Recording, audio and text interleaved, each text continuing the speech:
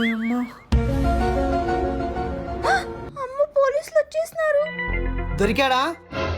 పోలీసులు వచ్చేస్తున్నారు. నన్ను పట్టుకొని పోతారు. నన్ను బొక్కలోకి వేస్తే నీకు అన్నం పెట్టేది ఎవరు, నేను చూసుకునేది ఎవరు? ఉండు, నేనున్నా కదా, నేను చూసుకుంటా.